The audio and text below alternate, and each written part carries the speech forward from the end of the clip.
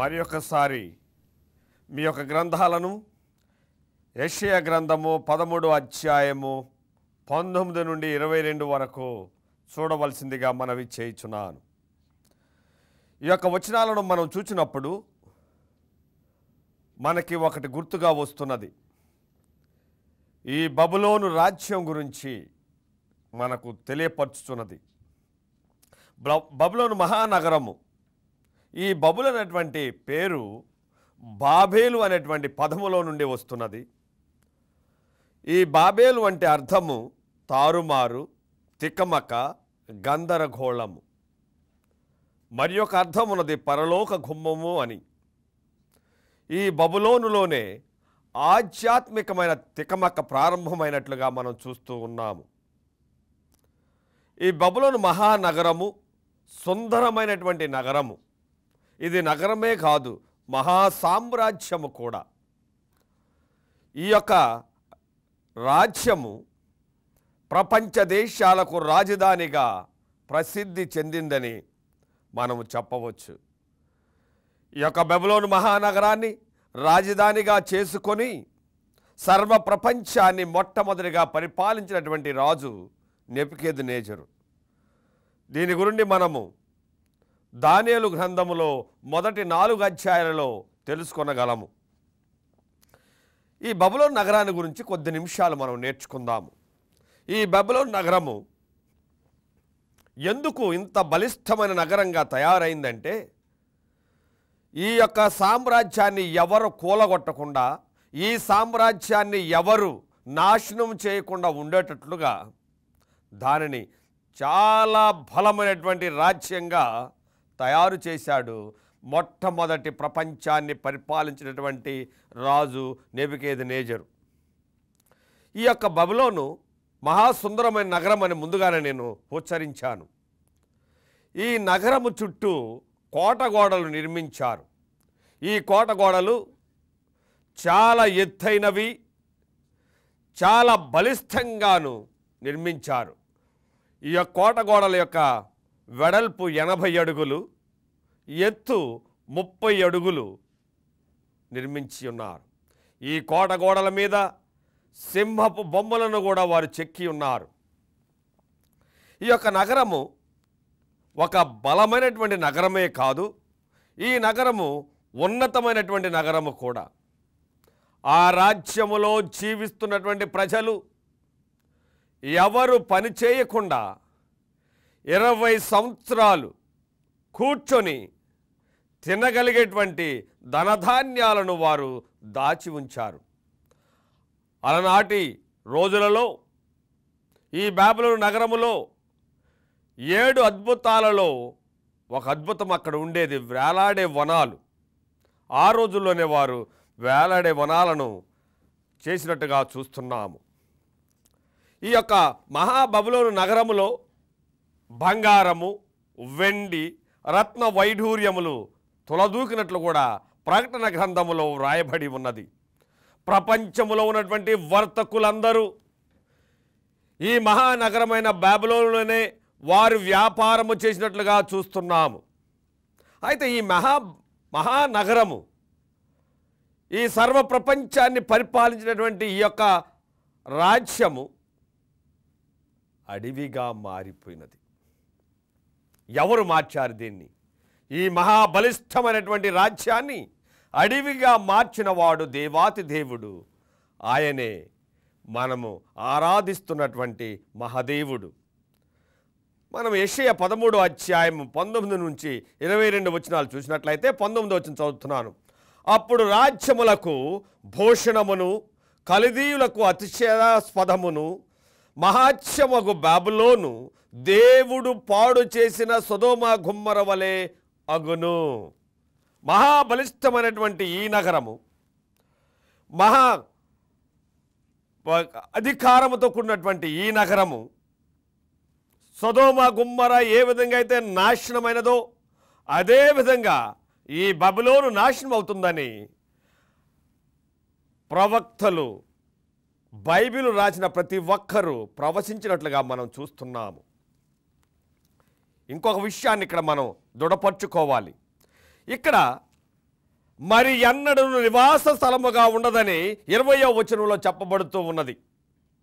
తరతరములకు దానిలో ఎవడును కాపురముండడు, అరాబులలో ఎవడైనను అక్కడ తమ గుడారములు వేయరు అని చెప్తున్నారు. 21వ వచనములో నక్కలు అక్కడ పడుకొనును, గురుపోతులు వారి ఇళ్లలో ఉండును, నిప్పుకోళ్ళు అక్కడ నివసించును, కొండ మేకలు అక్కడ గంతులు వేయును. 22వ వచనంలో చూసినట్లయితే వారి నగరులలో నక్కలను, వారి సుఖ విలాస మందిరములలో అడవి కుక్కలను మొరలిడును. ఆ దేశమునకు కాలము సమీపించి ఉన్నది, దాని దినములు సంకోచితములు అని రాయబడి ఉన్నది. ఇంతటి బలమైనటువంటి రాజ్యము, సర్వ ప్రపంచానికి రాజధానిగా ఉన్నటువంటి ఈ రాజ్యము ఎందుకు అడవిగా మారినది? ఈ యొక్క రాజ్యాన్ని నిర్మించినటువంటి రాజు నెబుకద్నెజరు. ఇతను తన అహంకారముతో దేవునిని మరిచిపోయి ఆలోచించాడు.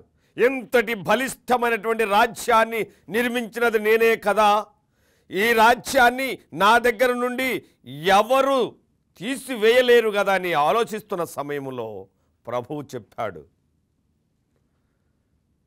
నేను ఒకడును వెనకాల ఉన్నాను, నేనే ఈ రాజ్యాన్ని నిర్మించానని, నేనే దేవాది దేవుడునని, నేనే మహాదేవుడునని నువ్వు గుర్తించేంత వరకు నీవు అడవిలో ఒక జంతువు వలె గడ్డి మేచదవని ప్రభు చెప్పాడు. ఆ క్షణమందే ఏ రాజ్యాన్నైతే బలిష్టంగా నిర్మించాడో, ఏ ప్రజలనైతే అమితంగా ప్రేమించి వారి యొక్క క్షేమయోగాల కోసము ఆ రాజ్యాన్ని నిర్మించాడో, ఆ రాజునే ఆ ప్రజలు కుక్కను తరిమినట్టుగా తరిమారు. ఆ మహారాజు ఎవరైతే ఈ రాజ్యాన్ని నిర్మించాడో, ఎవరైతే ప్రపంచంలో ఉన్నటువంటి వ్యాపారులందరినీ ఆకర్షించగలిగాడో, అటువంటి రాజు అడవిలో ఒక జంతువు వలె గడ్డి మేసినట్లుగా వాక్యము బోధిస్తూ ఉన్నది. ఎన్ని సంవత్సరాలని అడిగితే 7 సంవత్సరాలు ఇతను గడ్డి మేసినట్లుగా చూస్తున్నాము. ఇది ఎంతటి బలిష్టమైన రాజ్యమని చెప్పాలంటే, ధనధాన్యాలతో తొలదూగినటువంటి రాజ్యము. వారి దేవుడు మార్దూకు దేవుడు. వారు ఆరాధించే దేవుని యొక్క గుడి మేలిమి బంగారముతో నిర్మించారు. దురాయి ప్రాంతంలో నిలబెట్టినటువంటి శిల్పము యొక్క ఆ విగ్రహము యొక్క ఎత్తు 90 అడుగులు, దాని వెడల్పు 9 అడుగుల వెడల్పుతో నిర్మించినటువంటి ఆ యొక్క విగ్రహము మేలిమి బంగారముతో తయారు చేయబడినది. దీన్ని బట్టి మనకు అర్థమవుతుంది ఈ యొక్క రాజ్యము చాలా ఉన్నతమైనటువంటి రాజ్యమని, ఈ రాజ్యము చాలా బలిష్టమైనటువంటి రాజ్యమని, ఈ రాజ్యము సర్వ ప్రపంచానికి తలగా ఉన్నదని మనకు తెలుసు. మనం దానియేలు యొక్క దర్శనాలు చూసినట్లయితే, దానియేలు యొక్క దర్శనంలో కూడా ఈ రాజ్యము సింహానికి పోల్చబడి ఉన్నది. ఈ రాజ్యము బంగారానికి పోల్చబడి ఉన్నది. బంగారము అతి విలువైనటువంటి లోహము, సింహము అతి బలిష్టమైనటువంటి జంతువు. అలాంటి వాటికి పోల్చబడినటువంటి ఈ రాజ్యము చాలా నీచాతి నీచమైన స్థితిలోనికి దిగజారిపోయినది. ఈరోజు ఎవరైనా కానీ ఆ ప్రాంతానికి వెళ్ళి ఆ ప్రాంతంలో ఆ మహానగరము యొక్క సందేశాన్ని విన్నటువంటి వారు అక్కడికి వెళ్ళి నిలబడి చూసినట్లయితే ప్రతి ఒక్కరూ వారి యొక్క కనులు చెమ్మగిలుతాయి అని చెప్పటానికి ఎటువంటి అనుమానం లేదు. ఎందుకంటే ఈ దినము ఆ యొక్క ప్రాంతము ఇసుక దిబ్బలతో నిండుకొని ఉన్నది. అక్కడ గొర్రెల కాపరులు వారి గొర్రెలను కూడా మేపుటలేదు. కనీసం అక్కడ ఎవ్వరూ నివాసము లేరు. ఎందుకంటే ఈ యొక్క మహాబబులోని యొక్క విషయములో ప్రవచనము 100% నెరవేరినట్టుగా కనబడుచున్నది. ప్రియమైనటువంటి విశ్వాసులారా, నువ్వెంతటి ఉన్నవాడవైనప్పటికీ, నువ్వెంతటి సదవరివైనప్పటికీ, నువ్వెన్ని పదవులను అలంకరించినప్పటికీ, నీవు ఎంత గొప్పవాడివైనప్పటికీ, నీవు రాజ్యాలను పరిపాలిస్తున్నప్పటికీ, నీవు జ్ఞానముతో నిండినటువంటి వాడవైనప్పటికీ, నీలో దైవము లేనట్లయితే నీవు కూడా ఈ మహాబబులోను ఏ విధంగా అయితే నాశనమైపోయినదో, ఈ మహానగరము ఏ విధంగా అయితే అడవిగా మారిపోయినదో, అదేవిధంగా మనము మన గృహాలు ఆ విధంగానే మారతాయని మీకు నేను విన్నవించుకుంటున్నాను. ఈ ప్రాంతము చాలా భయంకరమైనటువంటి ప్రాంతంగా ఉన్నది. ఎందుకంటే రాత్రులు యందు కొన్ని శబ్దాలు వింటూ ఉంటారు. అందువలన గొర్రెల కాపరులు భయపడి అక్కడ గొర్రెలను పగలు మేపుట లేదు. మరి ఇంతటి గొప్ప రాజ్యం ఎందువలన నాశనమైందని మనము ప్రశ్నించుకున్నట్లయితే, పాపము వారిలో నిజమైనటువంటి దైవత్వము వారికి లేడు. ఒకటి.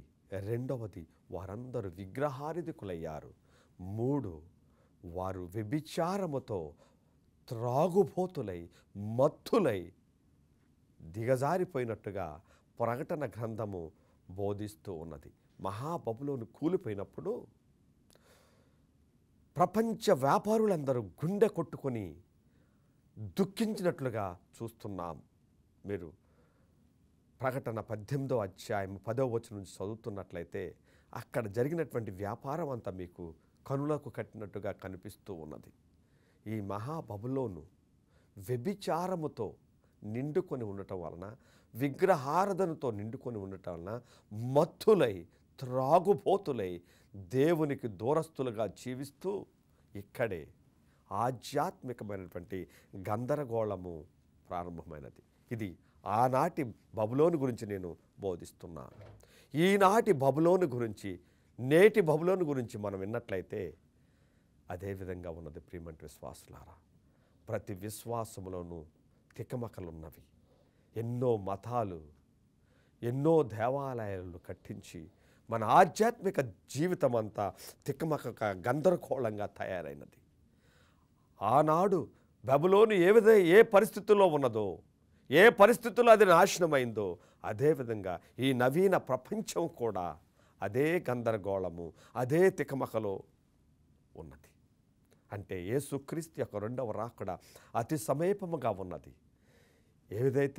ఏ మహారాజ్యము, ఏదైతే బలమైన రాజ్యము, ఎవరు దీనిని జయించలేరని ఆలోచించాడో ఆ రాజ్యమే అడవిగా మారినది.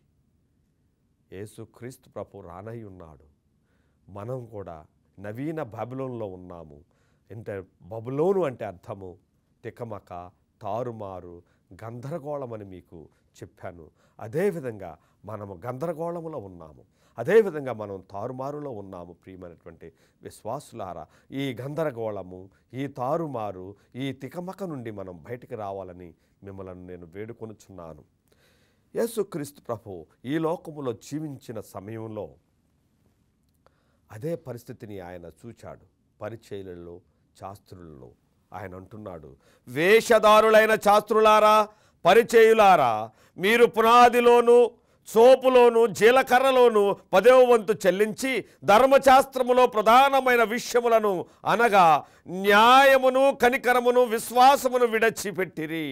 వాటిని మానక వీటిని చేయవలసి ఉండెను. అందులైన మార్గదర్శకులారా, దోమ లేకుండానట్లు వడియగట్టి వంటను మృంగివేయువారు మీరే. ఎంతటి మహా గొప్ప సందేశాన్ని ఆయన ఆ దినాలలో ఇస్తున్నాడో మీరు గ్రహించాలని నేను మనవి చేస్తున్నాను. వేషధారులైన శాస్త్రులారా, పరిచయులారా. అదేవిధంగా ఈ క్రైస్తవ జీవితంలో వేషధారణ పనికిరాదు. మహాబబులోను నిర్మించినటువంటి ఆ మహారాజు దేవాతి దేవుణ్ణి గుర్తించలేక తనే నిర్మించుకున్నానని అతిశయపడ్డాడు. అదేవిధంగా చాలామంది ఈ క్రైస్తవ లోకములో గర్వముతో నిండి ఉన్నారు. మేము నీతిమంతులము, మాకంటే నీతిమంతులు లేరని, మాదే సత్యమైన సమస్తని చాలామంది గర్విస్తున్నారు. గర్వము నాశనంకు ముందుగా నడుస్తుందని మీకు విన్నవించుకుంటున్నాను. వేషధారులు అంటే చేయవలసినది మాని వేరేది చేస్తున్నారు వీరు. ఎందుకంటే న్యాయమైన నీతిని, పరిశుద్ధతను, పవిత్రతను విడనాడి మనము పనికి మాలిన వాటిలో మన సమయాన్ని గడుపుతూ ఉన్నాము. అయితే మనకు అవసరమైనది ఏమిటి అని మనం ప్రశ్నించుకున్నట్లయితే హెబ్రీలకు రాసిన పత్రిక 11వ అధ్యాయము 6వ వచనంలో చాలా స్పష్టంగా రాయబడి ఉన్నది. విశ్వాసము లేకుండా దేవునికి ఇష్టుడై ఉండుట అసాధ్యము. విశ్వాసము లేకుండా దేవునికి ఇష్టుడై ఉండుట అసాధ్యము. విశ్వాసము మానవునికి చాలా అవసరమై ఉన్నది. ఆ విశ్వాసము లేకుండా దేవునికి ఇష్టుడై ఉండుట అసాధ్యం అంటున్నాడు. అంటే యేసుక్రీస్తు ప్రభువు దేవాతి దేవుడని, యేసుక్రీస్తు ప్రభువు దేవుని కుమారుడని, యేసుక్రీస్తు ప్రభువు ప్రతిది ఈ భూలోకంలో ఉన్న ప్రతిదానికి మూలకర్తని మర్చిపోకూడదు. ఈ భూమి సృష్టించక మునిపే, ఈ భూమి జగతికి పునాదులు వేయక ముందే ఆ ప్రభువు నిలిచి ఉన్నాడు. ఆ యొక్క విషయాన్ని ఆ మహాబబులోను నిర్మించినటువంటి నెబుకద్నెజరు మర్చిపోయాడు. ఈ దినాలలో చాలామంది క్రైస్తవ బిడ్డలు కూడా ఈ విషయాన్ని మర్చిపోతున్నారు. అందువలన మనము పనికి మాలినటువంటి విషయాలలో సమయాన్ని వ్యర్థపుచ్చుకుంటున్నాము. అవసరమైనటువంటి దానిలో మనము సమయాన్ని ఉంచుటలేదు. ప్రియమైన విశ్వాసులారా, ప్రియమైనటువంటి శ్రోతలారా, వింటున్న ప్రతి ఒక్కరికి నేను విన్నవించుకుంటున్నది ఏంటంటే, దేవుని యొద్దకు వచ్చువాడు ఆయన ఉన్నాడనియు, తన్ను వెదుకు వారికి ఫలము దయచేయువాడనియు నమ్మవలేను కదా. మనము క్రీస్తుని వెదకాలి, మనము క్రీస్తు యొద్దకు వెళ్ళాలి, క్రీస్తు దేవుడని మనం నమ్మాలి. అప్పుడే ప్రభువు మనకు ఆశ్రయం ఇస్తాడు, ప్రభువు మనతో ఉంటాడు. అదే బబులోనులో లేదు. వారు గర్వంధులై, వారు ధనబలముతోనూ శరీర బలముతోనూ వారు విరవీగుతున్నటువంటి సమయంలో, వారు త్రాగి మత్తులై నిజదేవుని విడిచిపెట్టిన సమయంలో, మనకు తెలుసు ఈ చరిత్ర, శత్రు సైన్యము యూఫ్రటీస్ నదికి అడ్డుగట్టి నీరు పోకుండా వీళ్ళే లోనకు ప్రవేశించి ఆ యొక్క రాజ్యాన్ని జయించినట్లుగా చూస్తున్నాము. ప్రియమైనటువంటి విశ్వాసులారా, మనము కూడా త్రాగుబోతులమై మత్తులమై దేవునికి దూరస్తులుగా జీవిస్తున్న సమయంలో సాతానుడు మనలను వశపరుచుకుంటాడు. సాతానుడు మనలను నాశనం చేయడానికి ప్రయత్నం చేస్తూ ఉంటాడు. ఆ సాతాను యొక్క చిక్కులలో పడకుండా ఈ నవీన బబులోనులో జీవిస్తున్న మనము దేవునికి దూరస్తులుగా జీవించకుండా దేవునికి దగ్గరగా జీవిస్తూ దైవ సందేశాలను మన మనస్సులో ఉంచుకొని దైవానుసారంగా జీవించి దేవుని యొక్క చిత్తానుసారంగా మనము ముందుకు సాగినట్లయితే ప్రభువు మనలను ఎప్పుడు ఆనుకొని ఉంటాడనే విషయాన్ని మనం మర్చిపోకూడదు. మహాబబులోను విషయంలో ఎంతటి మహాఘోరమైనటువంటి విషయాలు జరిగినాయో మీ కళ్ళ ముందు ఉంచాను. బలిష్టమైనటువంటి నగరము, ధనధాన్యాలతో నిండినటువంటి నగరము, సుఖ విలాసాలతో ఆనందింపజేసినటువంటి నగరము, సర్వ ప్రపంచాన్ని పరిపాలించిన నగరము, సర్వాధికారి అని విరవీగినటువంటి ఆ మహారాజు ఏమయ్యాడో మీ కళ్ళకు కట్టినట్టుగా బైబిలులో చూడవచ్చును. అలాంటి నగరము ఈ దినము పాడైపోయి ఒక ఎడారిగాను ఒక అడవి ప్రాంతముగాను మారినది. ప్రియమైన విశ్వాసులారా, నీ జీవితము నా జీవితము అడవిగా మారకుండా ఉండునట్లు, నీ జీవితము నా జీవితము సుఖ సంతోషాలతో నిండి ఉండాలి అంటే, నీ జీవితము నా జీవితము నిత్య ఆనందమైనటువంటి ఆ ఆనందపురములో చేరాలంటే మనము దేవుని యందు విశ్వాసము కలిగి జీవించాలి. దేవుని యందు విశ్వాసము లేనటువంటి వాడు దేవునికి ఇష్టడుగా జీవించలేడు. అదే నెబుకద్నెజరు చేసినటువంటి మహా గొప్ప పొరపాటు. దేవుని యందు విశ్వాసము లేకుండా జీవించాడు. అదే రాజ్యములో దేవుని యందు విశ్వాసము కలిగి దేవునికి ముమ్మారు ప్రార్థిస్తూ దేవునికి ఇష్టడుగా జీవించినటువంటి దానియేలు యొక్క చరిత్ర అక్కడే మనం నేర్చుకొనగలము. అక్కడే దానియేలును బట్టి నెబుకద్నెజరు ఆ నిత్య దేవుడు, సత్యమైన దేవుడు, సజీవుడైనటువంటి ఆ మహాదేవుని గురించి నేర్చుకోగలిగాడు. అలాగనే విశ్వాసులుగా ఉన్న మనము దేవునికి దగ్గరగా జీవిస్తూ ఎవరైతే గర్వంధులుగాను, ఎవరైతే దేవునికి దూరంగా జీవిస్తున్నారో వారిని దేవుని సమీపంలోనికి నడిపించటానికి మనం ప్రయత్నించాలి. మన ప్రవర్తన, మన మాటలు, మన క్రియలు, మన చూపులు ప్రతిదీ దేవుని ఉద్దేశించి సూచించాలి. అప్పుడు ఇతరులు మనల్ని చూచి నేర్చుకొని ఆ ప్రభు సన్నిధిలోనికి నడవటానికి వారికి వీలుగా ఉంటున్నది. ప్రియమైనటువంటి విశ్వాసులారా, నేను ఒకటే మీకు విన్నవించుకొనుచున్నాను. ఏమిటంటే మనలో ఉన్నటువంటి గర్వమును తీసివేయాలని, మనలో ఉన్నటువంటి ఈ గర్వము మనలను నాశనం చేస్తున్న విషయాన్ని మీరు మర్చిపోకూడదు. ఎందుకంటే ప్రభువు చెప్తున్నాడు, నాశనానికి ముందు గర్వము నడుచును, నాశనానికి ముందు గర్వము నడుచును అని అంటున్నాడు. అలాగనే బబులోను నాశనము కాకముందు గర్వంధులై దేవుని దృష్టికి ఘోరమైనటువంటి పాపము చేసి నాశనాన్ని కొని తెచ్చుకున్నట్లుగా మనం చూస్తున్నాము.